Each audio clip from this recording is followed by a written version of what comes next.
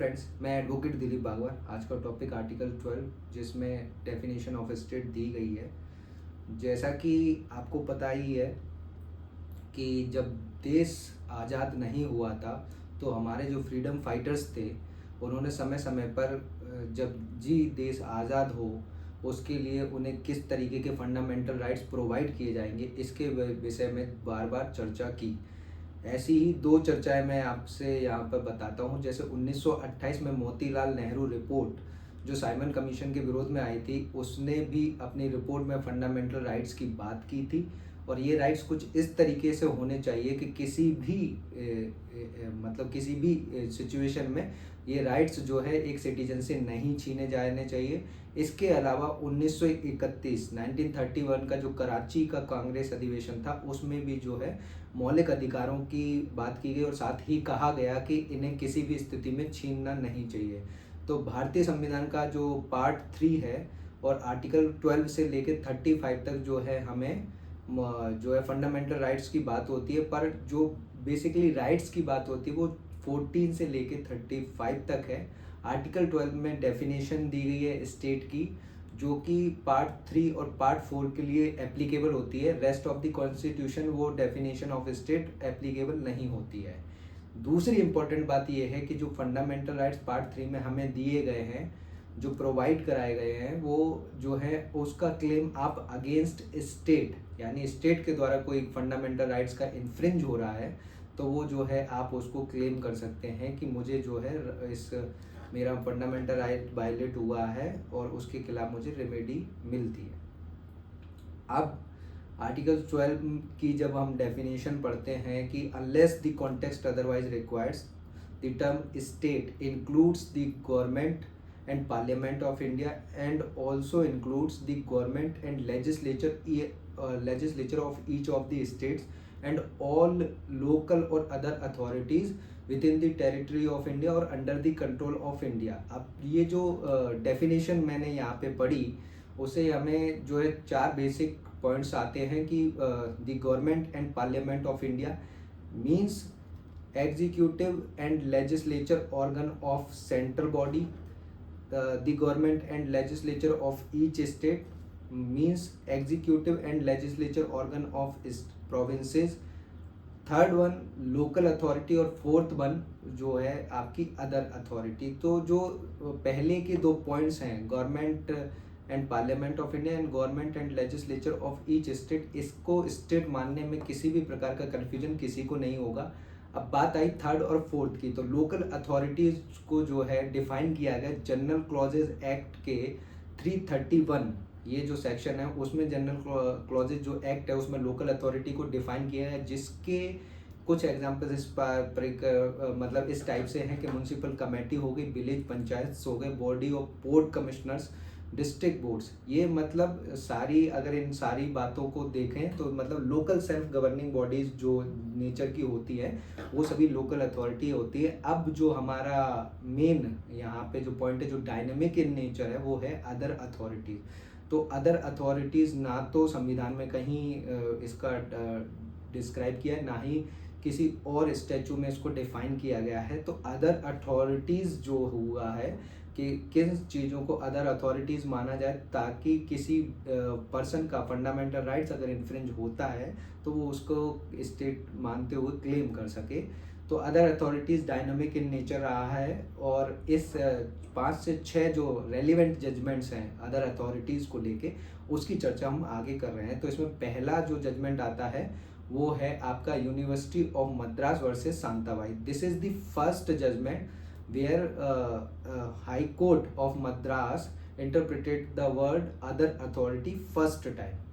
तो इसमें क्या था कि यूनिवर्सिटी ऑफ मद्रास को स्टेट माना जाएगा नहीं माना जाएगा, इस प्रकार का कंटेंशन हाई कोर्ट में गया और हाई कोर्ट में ने के ऑब्जर्वेशन वर्ड्स लोकल और other authorities must be construed. Construed means interpreted in a particular way.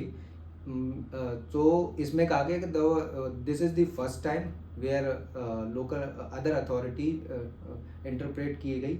तो द वर्ड्स लोकल और other authorities must be construed ejusdem generis with the government और legislature functions which only mean authorities which exercise governmental functions.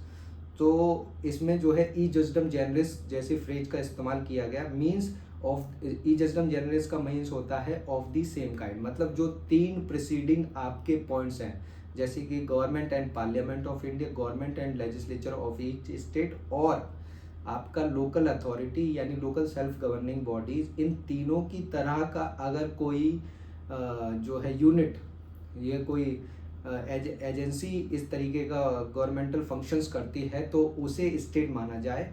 तो इसमें ई जस्डम जेनरिस वाले phrase से जो है university को जो है स्टेट नहीं कंसीडर किया गया। हालांकि वो अलग बात है कि Ujjain versus state of UP, ये केस में जो है सुप्रीम कोर्ट ने जो है इसको, इस जो ई जस्डम जेनरिस वाली जो प्रिंसिपल था उसको जो है खारिज कर दिया।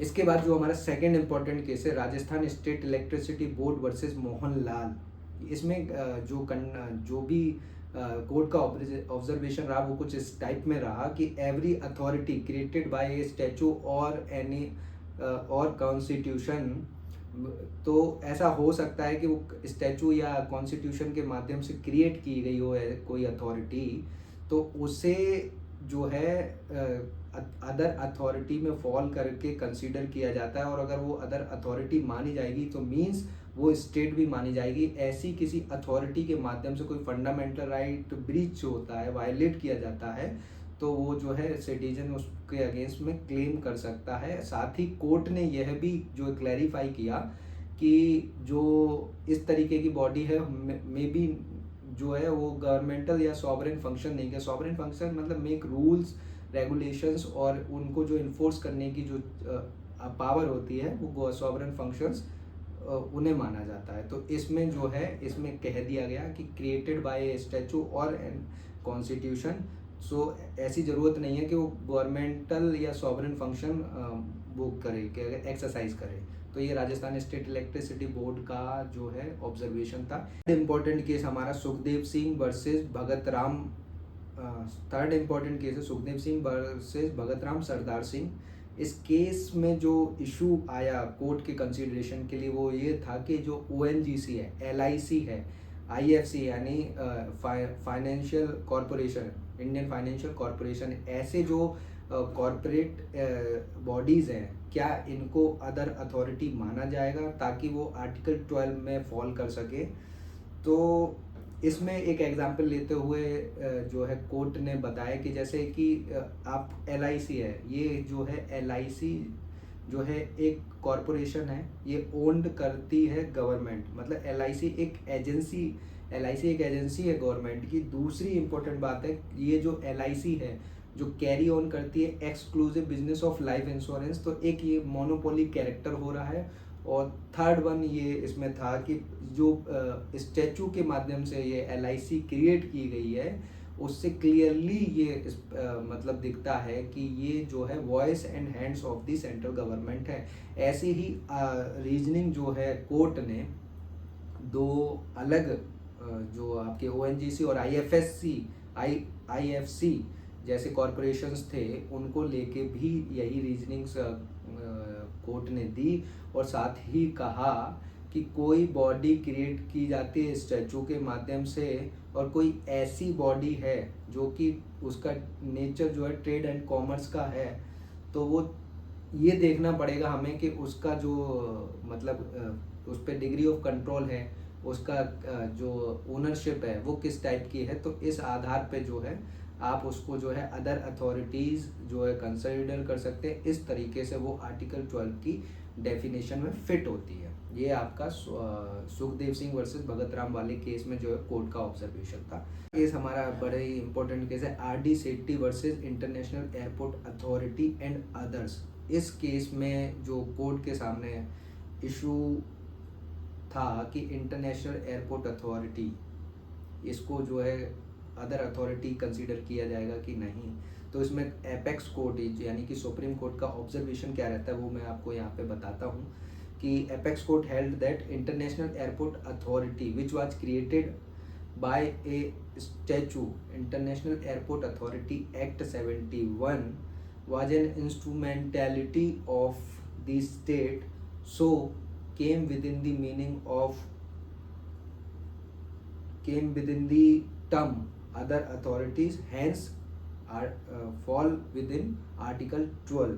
तो इसमें कुछ ऑब्जर्वेशंस भी थी कि जैसे इंटायर शेयर कैपिटल है, हेल्ड बाय स्टेट है, मोनोपोली स्टेटस हो, या तो वो स्टेट प्रोटेक्टेड हो या स्टेट कन्फर्ड हो, स्टेट का कंट्रोल किस तरीके का है, इस तरीके की ऑब्जर्वेशन कोर्ट ने की। इसके बाद हमारा जो 5th नंबर का जो केस है, इम्पोर्टेंट केस है, वो सोम Prakash Rekhi versus union of India, और इसमें जो है 5 पॉइंट टेस्ट दिया गया था। 5th जो हमारा इम्पोर्टेंट केस है, Som Prakash Rekhi versus union of India, इसमें इशू क्या था? तो इसमें इशू था whether BPCL, Bharat petroleum corporation limited, a statutory corporation was an authority and therefore the state under article 12। So इसमें कोर्ट का ऑब्जर्वेशन क्या रहा? The expression other authority is not confined only to statutory corporations alone, but also a non-statutory body like government company, a registered society or body which have some nexus with the government functions। तो इसमें जो है functionality plus state control को जो है emphasis किया गया, और इसमें 2 टेस्ट जो है फंक्शनल जो है माना गया। तो इसमें ये बात हुई कि this is not the consideration कि कोई बॉडी जो है क्रिएटेड बाय स्टैचू हुई है या क्रिएटेड अंडर स्टैचू हुई है। इसमें 2 टेस्ट जो है फंक्शनल होगा। इसमें 5 पॉइंट क्राइटेरिया दिया गया था, उसकी चर्चा मैं आगे कर लूँगा, क्योंकि जो डिटरमाइनिंग टेस्ट है वो अजय हाशिया वर्सेस खालिद मुजीब, जो कि हमारा नेक्स्ट केस है, उसमें बात करेंगे। तो इन्हीं 5 जो सोम प्रकाश रेखी वाले जजमेंट में 5 पॉइंट्स दिए गए थे, एक एडिशनल एक और पॉइंट एक्स्ट्रा करके डिटरमाइनिंग टेस्ट जो अजय हाशिया वर्सेस खालिद मुजीब के केस में बना। जैसा कि मैं कह ही चुका हूँ कि डिटरमाइनिंग टेस्ट कुछ इस तरीके से है कि कोई बॉडी क्रिएटेड बाय स्टैचू हुई है, अंडर स्टैचू नहीं, जबकि उसका फंक्शनल कैरेक्टर क्या है, ये डिटरमाइनिंग टेस्ट है। तो इसमें 6 पॉइंट्स या 6 क्राइटेरिया किसी अथॉरिटी को अदर अथॉरिटी कंसीडर किया जाए या ना किया जाए, वो दिया गया। इसके 6 पॉइंट क्राइटेरिया कुछ इस प्रकार है कि entire share capital is held by the government. Second इसमें है फाइनेंशियल असिस्टेंस जो स्टेट का है वो इस तरीके से हो कि वो इंटायर जो उसका एक्सपेंडिचर है कॉरपोरेशन का, वो उसको मीट कर सके। थर्ड वन जो जिसकी चर्चा हम पहले भी कर चुके हैं, वो यहाँ पे फिर से रिट्रेट होता है, मोनोपोली स्टेटस है, वो स्टेट प्रोटेक्टेड और स्टेट कन्फर्ड होना चाहिए। फोर्थ वन इसमें deep and pervasive state control होना चाहिए कॉरपोरेशंस पे। फिफ्थ वन जो है फंक्शंस ऑफ द कॉरपोरेशंस, मतलब किसी बॉडी या कॉरपोरेशंस के जो फंक्शंस होने चाहिए वो के क्लोजली रिलेटेड होना चाहिए गवर्नमेंट के साथ। और सिक्स्थ वन है a department of the government transferred into a corporation. तो ये जो 6 क्राइटेरिया इस केस में दिए, इसने जो है डिटरमाइनिंग टेस्ट दिया। तो यही था आर्टिकल 12 और उससे जुड़े हुए जो जितने भी इम्पोर्टेंट या रेलिवेंट जजमेंट्स थे उसकी चर्चा हमने इस वीडियो में की है। आगे और भी ऐसी कॉन्स्टिट्यूशनल लॉ और कॉन्स्टिट्यूशन से जुड़े मुद्दों पे मैं वीडियो बनाता रहूँगा। तो आप जो है इस चैनल को लाइक और सब्सक्राइब करें।